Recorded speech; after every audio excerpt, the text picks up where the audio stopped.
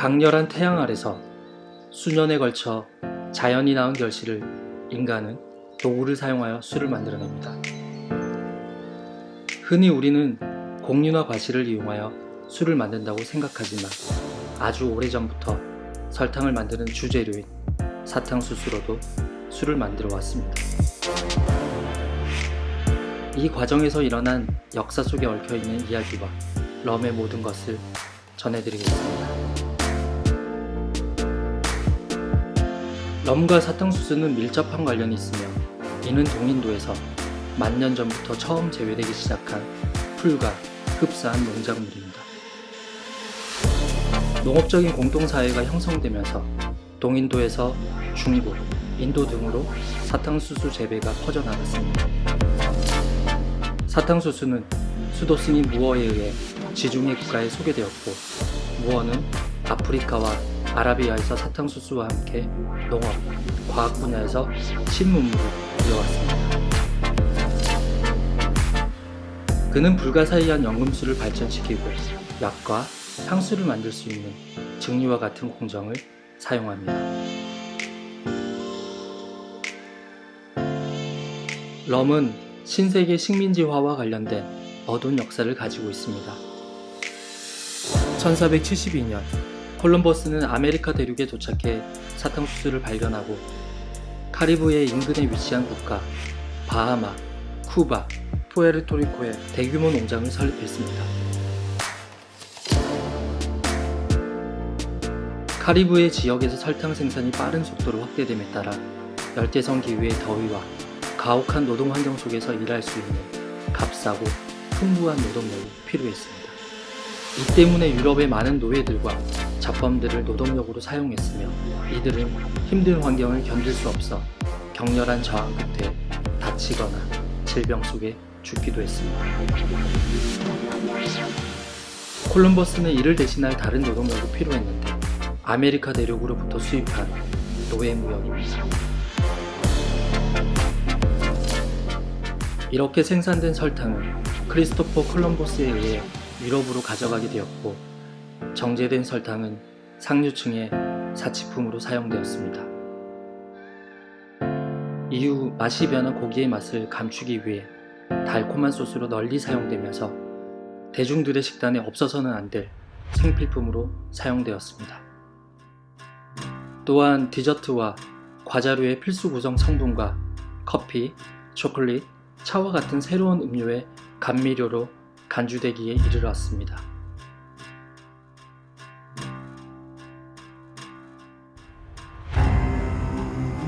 설탕은 빠른 속도로 단순한 에너지와 그 이상이 되었고 권력과 부를 대변하게 되었습니다. 사탕수수 재배 농장에서 설탕 정제 공정이 끝난 후 원치 않는 당밀은 노예들과 가축에게 사료로 주었습니다.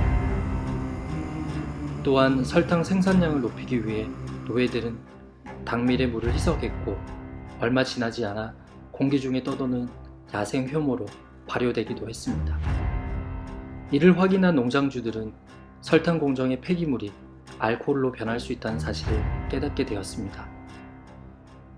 이후 발효된 당밀을 파이어 버닝 워터라 부르며 정제되지 않는 사탕수수 스피릿 아구아디엔테로 증류하기 위해 새롭게 디자인된 냄비와 같은 팟을 사용하기 시작했는데 이것이 바로 럼의 탄생입니다.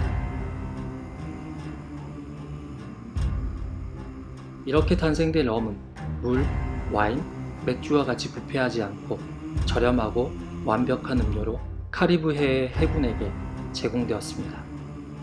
또한 선박 내의 악취나 위생에도 영향을 주지 않아 해군 스타일의 네이비 럼으로 발전하게 되었으며 괴열병을 방지하기 위해 1655년 해군들에게 공식적으로 배급되었습니다.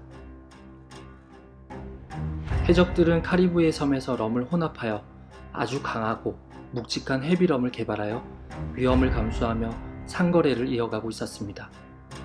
이를 지켜본 영국은 비영국 식민지에 대해 모든 수출품을 대상으로 높은 세금을 부과하기 시작했으며 사탕수수 당밀과 럼을 몰래 거래하는 해적들을 소탕하기 시작했습니다. 이러한 이유로 미국 시민들은 불안과 부담을 느끼며 보스턴의 어느 파티에서 큰 폭력 시위를 일으키기도 했습니다. 이후 미국은 본인들만의 럼을 만들기 위해 카리브해에서 당미를 수입하는 거물이 되었고, 미국의 럼은 추운 겨울 상인들이 견딜 수 있도록 매우 강하고 무겁게 만들어졌습니다. 1789년 조지 워싱턴 대통령은 취임식에서 바베이도스 럼을 지지하면서 럼의 인기는 미국 혁명 이후에도 계속되었습니다. 럼은 미국 정치 체제에서 중요한 역할을 하기 시작했고, 많은 후보자들은 럼으로 선거 결과에 긍정적인 영향을 가져오려 할 정도였습니다. 이후 카리브해에서 수입된 설탕은 미국의 버번 위스키와 라이 위스키의 개발과 함께 제재되었으며, 이와 함께 럼은 북미 지역의 인기에서 멀어져 갔습니다. 1805년 트라팔가 해전에서 나폴레옹 1세의 프랑스 함대를 대파하고 해전을 승리로 이끈 넬슨 제독이 전사하자 그의 충성스러운 부하들은 시신을 바다에 던지는 해군의 전통적 수장 대신 영웅의 죽음에 걸맞는 국장을 위해 시신을 영국으로 운송하려 했습니다. 시신의 부패를 막기 위해 다크럼을 보관하는 통에 넣고 영국으로 이동하여 마침내 국장으로 그를 안치했습니다. 럼은 이후 넬슨의 피로 불리며 국가를 위해 순직한 그의 충성심을 찬양하고 애국심을 고취하는 술로 인식되었습니다. 쿠바는 1492년 크리스토퍼 콜럼버스의 제1차 항해 당시 발견되어 에스파냐 영토로 편입되었습니다. 1514년 에스파냐는 쿠바의 식민지 체제를 구축하고 아프리카에서 흑인들을 강제로 이주시켜 담배와 사탕수수 재배에 동원하였으며, 그들이 즐기기 위해 증류기술을 쿠바로 가져왔고, 오늘날의 럼과 흡사한 스피릿을 엄청나게 생산하여 설탕과 함께 세계적으로 수출하기 시작했습니다. 에스파냐는 이를 통해 막대한 이익을 취했습니다. 쿠바에서는 스페인 식민 지배에 대한 반란이 여러 차례 발생하였으나 1889년까지 스페인 통치가 지속되었습니다. 쿠바에서의 럼은 사회의 낮은 계층들이 마시고, 그것들은 정제되지 않는 원액으로 아주 거칠었습니다. 이런 야만적인 술 문화를 바카디를 탄생시킨 돈 바쿤도 바카디 마쏘에 의해 큰 변화를 가져왔습니다. 이것은 모히토, 다이퀴리, 쿠바리브레, 피나콜라다와 같은 전설적인 칵테일을 전 세계로 확장시키는 출발점이 되었습니다.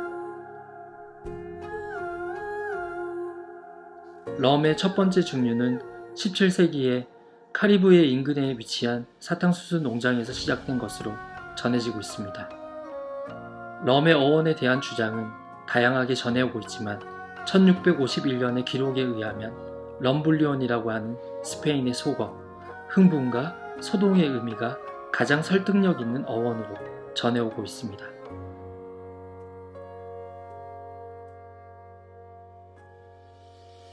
또한 역사적으로 다양한 국가에서 카리브해 인근 국가에 있는 설탕을 지배했던 시기에 따라 에스파냐의 인더스트리얼 론, 프랑스의 럼 아리콜렛, 영국의 네이비 럼, 서인도 제도의 타피아 럼이 생산되고 있습니다.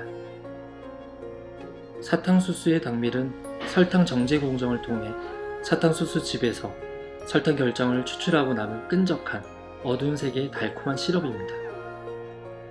이 당밀은 산성으로 풍미가 좋고 독특한 단맛과 향이 있으며 55에서 65%의 당분을 함유하고 있습니다. 주로 당밀을 발효시킬 때는 자연 발효를 유도하는데, 이때 효모뿐 아니라 여러 가지의 미생물이 럼 특유의 풍미를 형성하는 데 영향을 발휘합니다.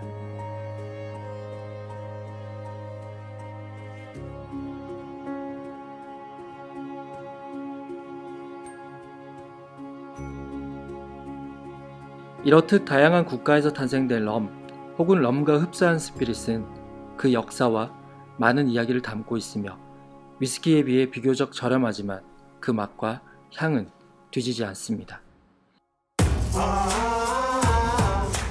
바에 앉아서 어떤 칵테일을 마실지 혼란스러울 때 카리브해와 쿠바를 떠올리며 모히토, 다이키리, 피냐콜라다, 쿠바리브레를 주문해 봅시다. 여러분의 라이프 스타일에 맛과 멋이 함께할 때까지 주품격은 언제나 함께합니다. 이렇게 많은 럼을 좀 처음 보셨죠? 이 럼을 소개를 하고 그 다음에 마셔볼 건데 데킬라도 좋아하고 럼도 좋아하고 뭐 다 좋아하네요 제가? 네. 좋아하셔요. 편집될 거니까.